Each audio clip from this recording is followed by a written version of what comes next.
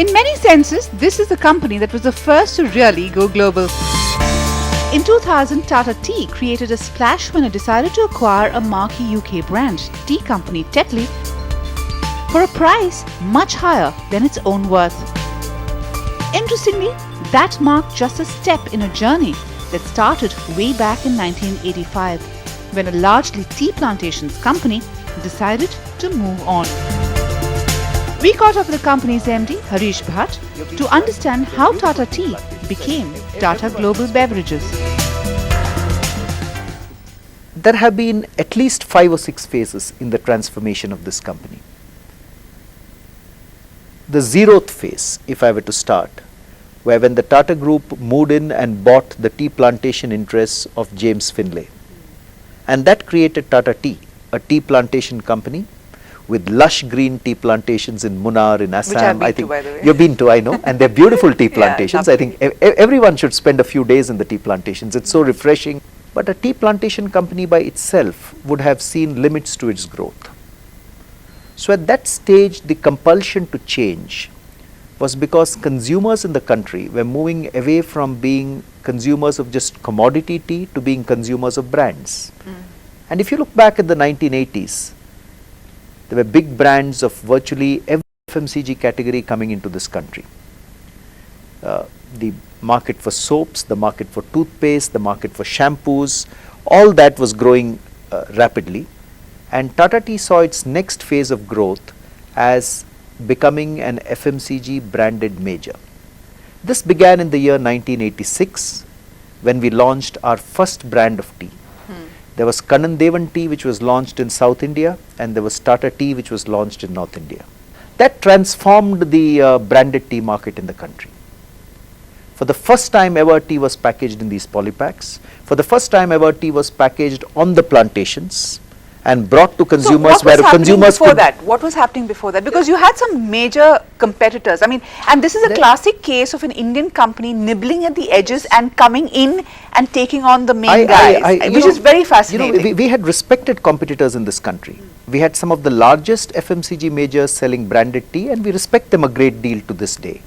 But I think Tata Tea thought differently at that time. It said, what could we do differently? We own tea plantations, so why don't we pack tea on those plantations? Why don't we cut middlemen away from the game?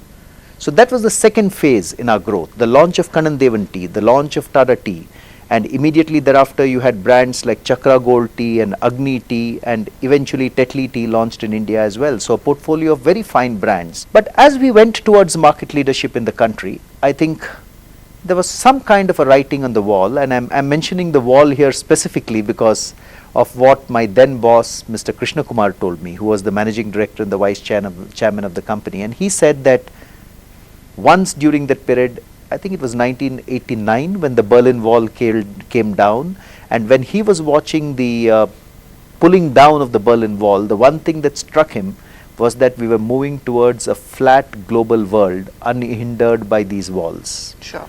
And he saw the need for a global company rather than a company which was just within India. And that, I think, triggered the third phase of our voyage. The third phase of our voyage was moving from being an Indian FMCG major in tea to becoming a global tea major. The geographical walls really did come down when Tata Tea became the first company within the Tata Group to follow its chairman Ratan Tata's Go Global strategy and buy Tetley in 2000. Interestingly, this was a second try, and Bhat was involved in both. I think in 1995 and in 2000 the vision was the same. The vision was to become a global tea major. Sure. In 1995,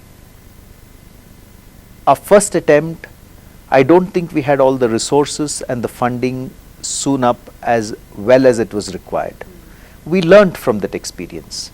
So by the time we went into the acquisition effort of 2000, the top leadership of the company had put everything in place required to make the acquisition, including the funding and the financial resources. So that was one big difference between 1995 and 2000. The other big difference, I believe, was that by the year 2000, we were also a much larger company in India. Our brands had reached, shall I say, a higher level of performance. We had launched one more brand, we were doing even better within the country. I think financially we were far better off than we were in the mid 1990s. So that also, I think, added muscle to going out into the world market and trying to acquire this brand. Take a step back. Why Tetley? Because you did have a small joint venture with Tetley in Cochin in 92, 93, Yes, if that's I'm correct. not mistaken.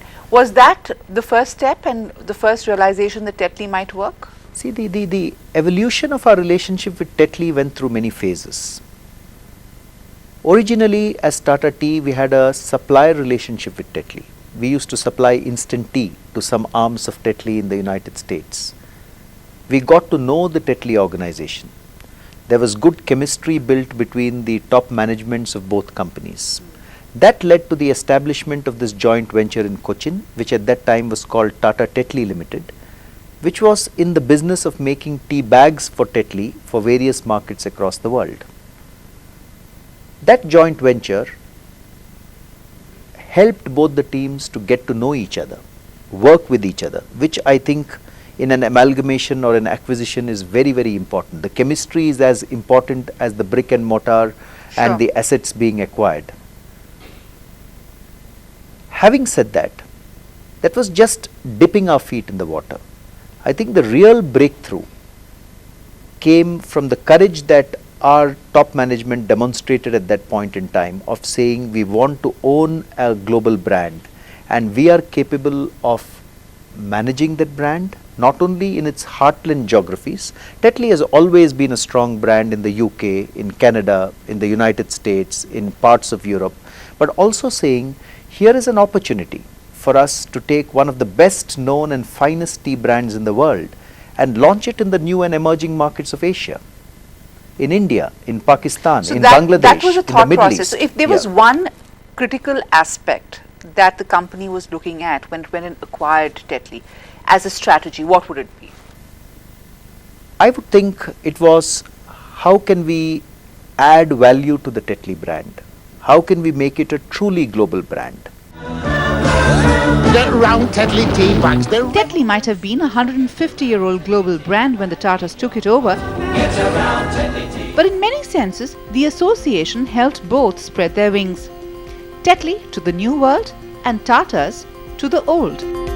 This also opened up a whole new world of opportunities. More on that when we return.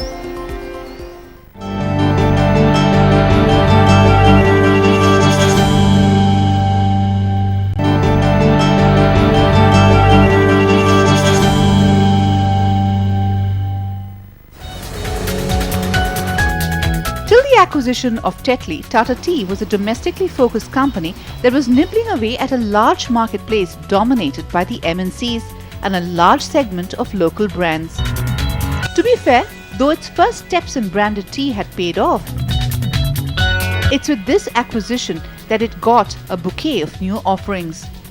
One of the many reasons that propelled the first big global acquisition by an Indian company. I think there were 4 or 5 key drivers to making that amalgamation happen. First and foremost, we preserved everything that was good about the company. It was a good brand. It was managed well by its erstwhile owners. A very good team which was running the company. We were fortunate that there was a very good team and the team continued to operate as it was. So I think in a global acquisition of that kind, preserving everything which is very good is the first and foremost step. Sure. For instance, Tetley is a brand with a unique British heritage. That British heritage has to be preserved at all cost. And I think the Tata Group and Tata Tea did that to the best of its ability. So that was one strand which ran in the post-acquisition period. The other strand which ran in the post-acquisition period was to define a global strategy for the company. Which are the new markets the brand is going to go into? What kind of tea blends do we need in those countries? What kind of marketing effort is required in those countries? So for instance, Tetley was not present in India before the acquisition of Tetley. what does it mean to launch Tetley in India? What kind of tea bag and packet tea blends does the Indian market want? What kind of marketing does India want? While keeping the global heritage of the brand alive, you need to adapt the brand and the product for every country that it's going into. So the global expansion strategy of the Tetley brand was the second strand that we put in place. The third was, what were the synergies between the two organizations? Sure. How could we bring the combined knowledge to bear? So for instance, one specific synergy which I think is very, very important to us and which was brought together was in tea buying and blending.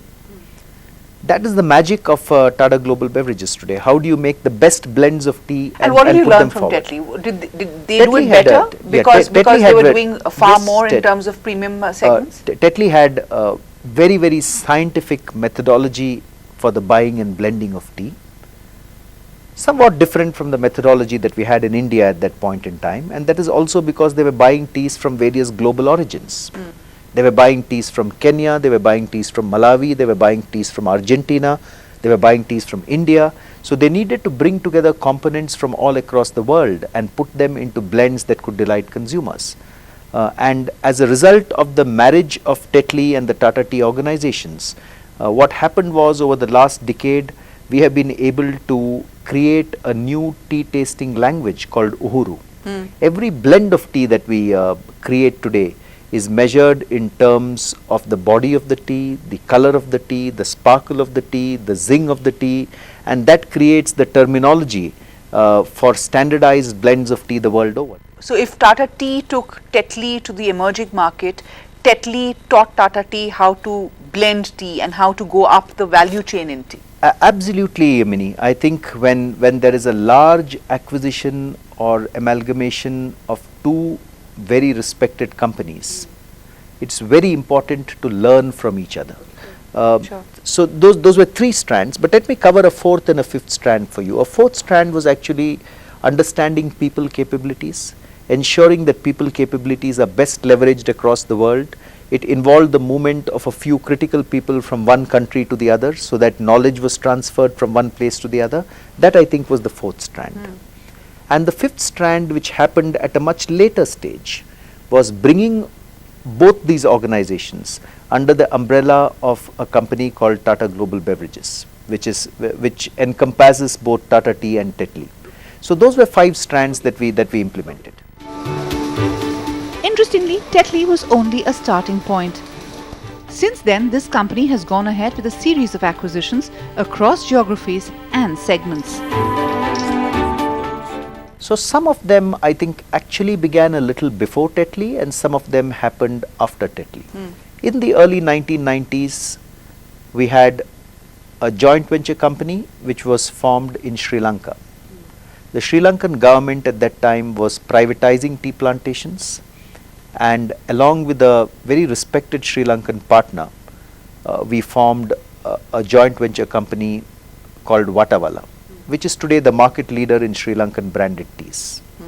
Also in the early 90s, we acquired Consolidated Coffee Limited, Asia's largest coffee plantation company, which is today called Tata Coffee, with the coffee plantations in Coorg and the Hassan areas of South India.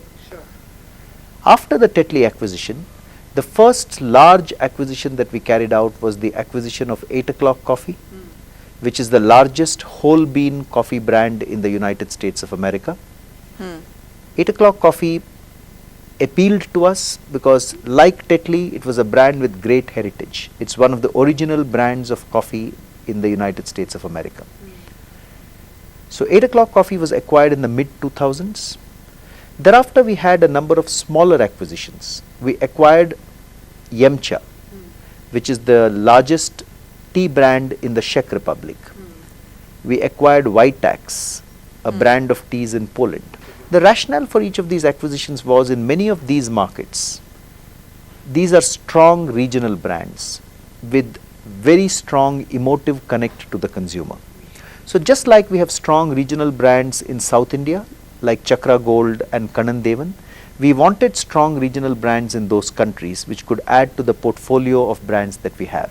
And this was a discovery you made when you went to these markets, when you started selling to these markets. Did this also mean that you inherited the entire distribution and back end, which helped you? Oh, absolutely. When you acquire a brand in a country, you acquire the intangibles, which is the brand, you acquire the blending skills. If there is a manufacturing setup, then you acquire the manufacturing setup. You certainly acquire the relationships with retailers and with trade, the distribution systems which are in place. So you acquire the entire business. And so which allowed you to piggyback and push through a lot more products from the Tata and the Tetley stable? In some of these markets, yes, not necessarily in all of them yet, but the core of the strategy for acquiring these brands was that we wanted to build a house of brands, and sometimes a house of brands needs to consist not only of global brands like Tetley, but also regional brands which are very, very strong in their geographies. Today, Tata Global Beverages has moved far beyond the tea it sells. But what's the plan ahead? More on that when we return.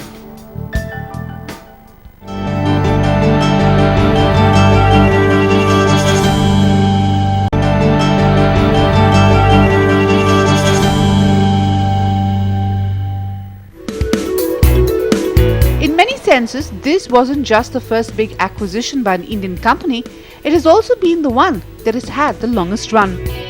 Tata Global Beverages has been able to leverage on its global acquisitions and grow, mostly untouched by the global turmoil that began with the subprime crisis in the US.